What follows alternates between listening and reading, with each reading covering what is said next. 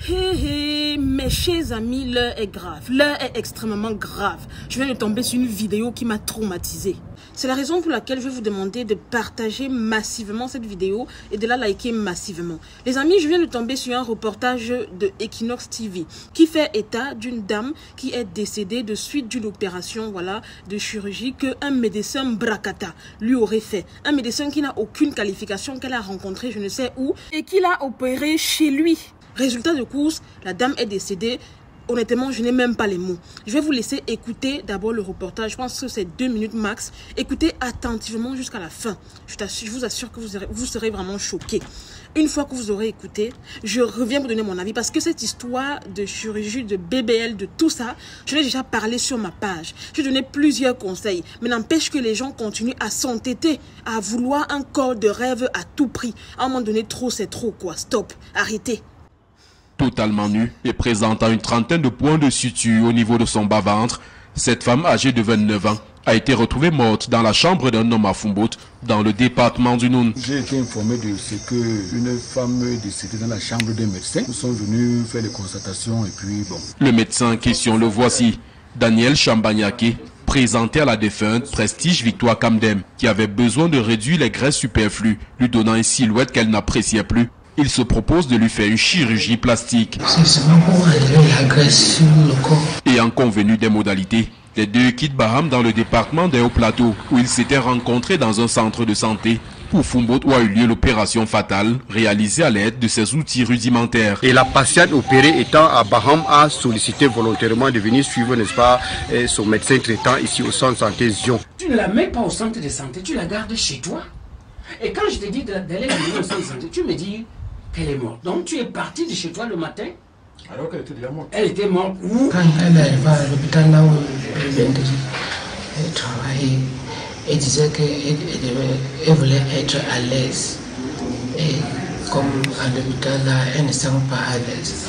Elle doit être là où elle peut être à l'aise. Malheureusement, je suis en train de constater, après les premières enquêtes, ce soi-disant médecin n'a aucun diplôme professionnel de médecin, même pas une simple carte de professionnel. La défunte avait caché son projet de chirurgie plastique à ses parents. Ma fille avait les boutons, elle avait les boutons sur le visage. Et elle m'a dit qu'elle a vu une de ses camarades qui jadis avait les boutons et que maintenant sa face est lisse. Quand elle lui a demandé, elle a dit qu'il y a un docteur à l'hôpital des Sœurs.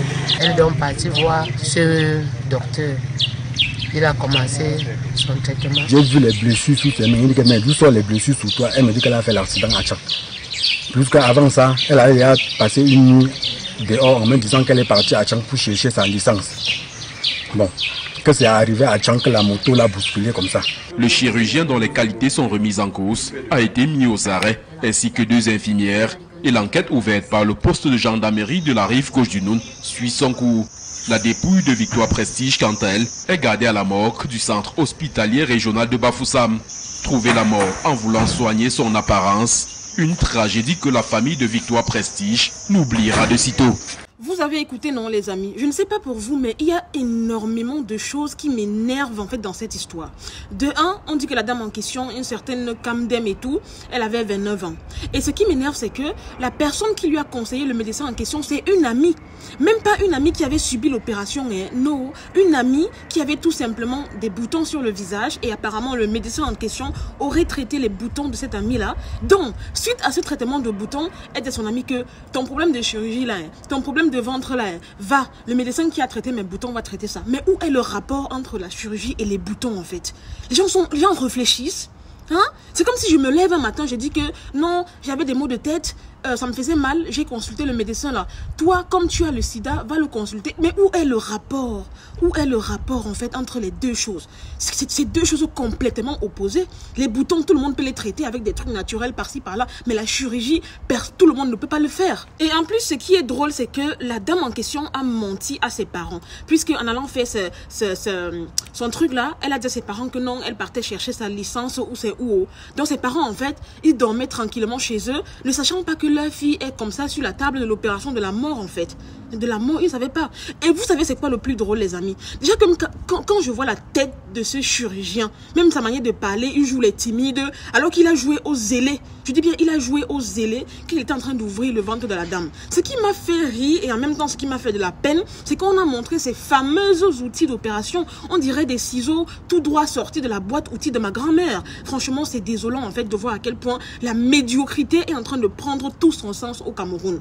Je ne comprends pas. Comment une personne normale, je dis bien une personne normale, peut accepter qu'on ouvre son corps, peut accepter qu'une personne comme ça ouvre son corps. Et en plus, tenez-vous près les amis, il a fait ça chez lui, même pas dans un hôpital.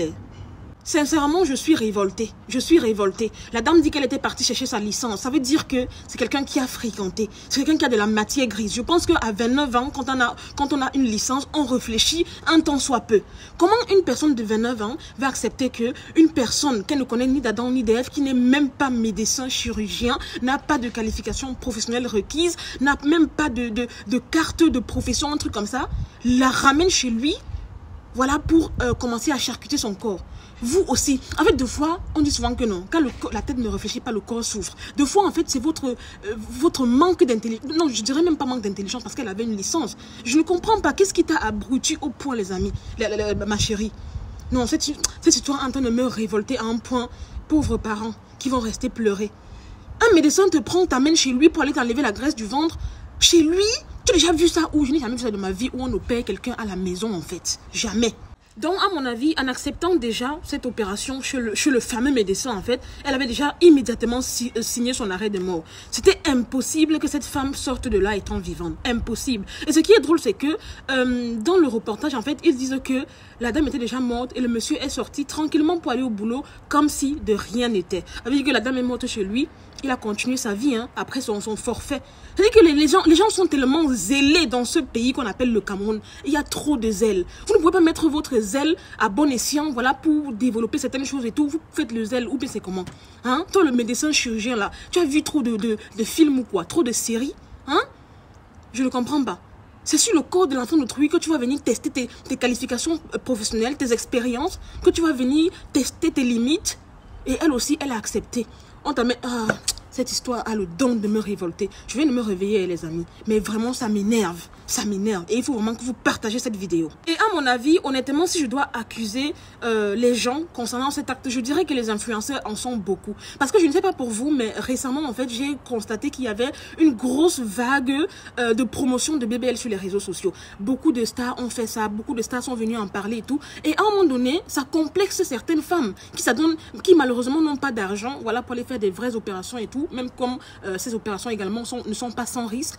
Et ça donne à des pratiques malsaines avec des médecins venus tout droit du royaume de la mort, qu'on se dise les vérités. Donc honnêtement que les influenceuses arrêtent ça. Parce que la promotion du BBL qu'on est en train de faire sur les réseaux sociaux là a des graves répercussions. Regardez-vous maintenant, une personne de 29 ans s'est vue abrutie. Son intelligence a été obscurcie en fait. Elle a dit oui, c'est normal que j'aille chez quelqu'un qui n'est même pas médecin, qui va m'ouvrir le ventre. À quel moment on pense comme ça, sincèrement? À quel moment? J'ai fait une vidéo, ça ne fait même pas une semaine, où je dénonçais cette pratique de BBL, où je disais que c'était dangereux. Mais malgré ça, vous continuez. Malgré ça, vous continuez. En fait, vous allez perdre vos vies. Tu dis que tu voulais enlever la graisse du ventre. Si ton ventre te complexe, va t'inscrire à la salle de sport. Fais du sport. Aie un régime alimentaire strict. Mais le problème avec nous les humains, c'est que on veut tellement la facilité. Tellement on veut la facilité en fait. On veut des choses à l'instant T, sans effort, sans même fournir un moindre petit effort. Et voilà les conséquences. Voilà les retombées. Tout droit, voilà, à la morgue. 6 pieds sous terre bientôt. Et qui va rester souffrir? Les parents, la famille. Tu meurs bêtement comme ça dans un truc que... Hé, Seigneur. Hé. En fait, ce qui m'énerve, c'est que... Non seulement tu n'as même pas eu au final ce ventre plat, parce que le gars t'a fait n'importe quoi. Même les points de couture, même les points de suture, laisse tomber. C'était... Franchement... Avec les ciseaux, même quand tu vois les ciseaux... Toi-même quand tu as vu les ciseaux du monsieur là, tu ne t'es pas posé des questions. On dirait qu'il a seulement volé les ciseaux là au marché de Foumbot là-bas. En tout cas les amis, pour terminer, je dirais qu'il faut que l'histoire de Mademoiselle Kamdem serve de leçon. La dernière fois, j'ai vu un reportage également où 2 jeunes filles de 13-14 ans se faisaient injecter du cube magique dans les lasses juste pour avoir un derrière gonflé et tout ça. Je ne sais pas D'où est-ce que vous sortez avec toutes ces pratiques? Mais sachez que c'est des pratiques hyper dangereuses qui peuvent, voilà, faire du mal à votre vie et vous envoyer directement à la morgue. Faites donc attention. Chez les parents, sensibilisez vos enfants. Montrez-leur à quel point une personne n'est pas censée être parfaite physiquement. Tout le monde a ses défauts. C'est normal parfois d'avoir des vergetures. C'est normal parfois d'avoir un peu de poids. Si vous voulez vraiment remédier à ça, faites du sport. Ayez une hygiène de vie très saine. Mangez sainement. Et voilà quoi. Laissez la facilité. Te voilà maintenant pour une histoire de facilité. Ton ami t'a trompé. Oh, il avait traité mes boutons. Donc toi aussi, il peut te faire la cheveux. Je suis trop énervée, honnêtement. Bref, voilà les amis, c'est tout pour cette vidéo. C'était Marie Bibi pour un petit débriefing, vite fait, bien fait. N'hésitez pas à mettre en commentaire vos avis. Je compte vraiment sur vous pour partager massivement cette vidéo. Il faut vraiment qu'elle ait beaucoup de visibilité pour que les jeunes sœurs et les grandes sœurs même, voilà, voient à quel point c'est des pratiques qui peuvent être dangereuses, voire mortelles pour elles. Et que voilà quoi, que chaque personne réfléchisse à 2 fois avant de vouloir se lancer dans une quelconque pratique de BBL, surtout chez des médecins bracata qui vous amènent chez eux pour vous opérer. S'il vous plaît, faites quand même souvent preuve d'un minimum d'intelligence et de remise en question à chaque fois que vous faites des choses. Parce que, de fois, en fait, j'ai l'impression qu'on vous a bouché le cerveau, en fait, ok? Parce qu'à quel moment un médecin te ramène chez lui pour t'opérer? Ça ne te dit rien. Franchement, réfléchissons 2 fois. Réfléchissons. Arrêtons d'être naïfs à ce point. Bref, je vais donc vous laisser liker la vidéo, la partager, vous abonner à ma page. Je vous aime. Je vous fais de gros bisous. Prenez soin de vous. Très bon dimanche et à très bientôt pour une nouvelle vidéo. Bye!